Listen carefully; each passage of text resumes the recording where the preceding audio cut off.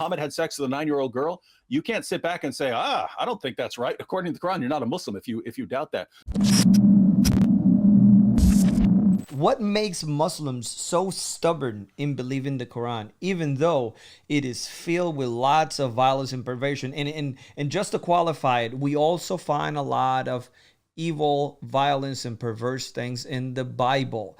But the Bible is reporting these things versus the contrast with the Quran is actually asking you to engage in some of this behavior. So how would you answer that? As far as people stubbornly clinging to Islam, that can be a human characteristic. So there you can have Christians and atheists and Hindus and Buddhists and so on who just cling to what they were raised to believe. It's amplified in Islam, I would say, and we know. I think historically we know why. In the Quran, Surah 4, verse 65, Allah says that you can have no real Islamic faith until you make Muhammad judge in all disputes, and you have no resistance against anything he has ever decided, and you submit to him completely. So Islam, the word Islam means submission, right? It's the religion of submission. And in its theological context, this refers to submission to Allah. But Allah says you submit to him by submitting to Muhammad. So it's actually the religion of submission to Muhammad.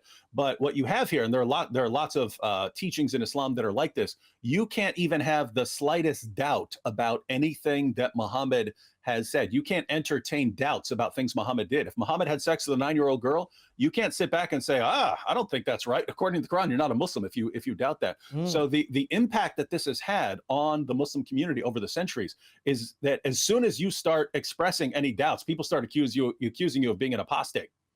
And that'll get your head chopped off, right? So the impact that this has had on Islam over the centuries is that they just escalated their praise and constantly suppressed any sort of questioning of anything Islamic. And so what this has had on the impact this has had on the community is just, it's the good people are always the ones who just completely mindlessly praise all things Islamic, and the bad, evil people are the ones who doubt or question anything in Islam.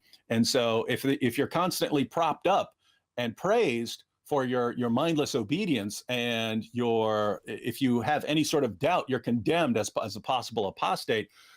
This just encourages, as part of the culture, this complete, utter, total obedience, mindless obedience, and strong resistance to any sort of critical thinking about the religion. And how that looks to us from the outside is, wow, these guys just stubbornly cling to everything they're taught and don't ever want to question it.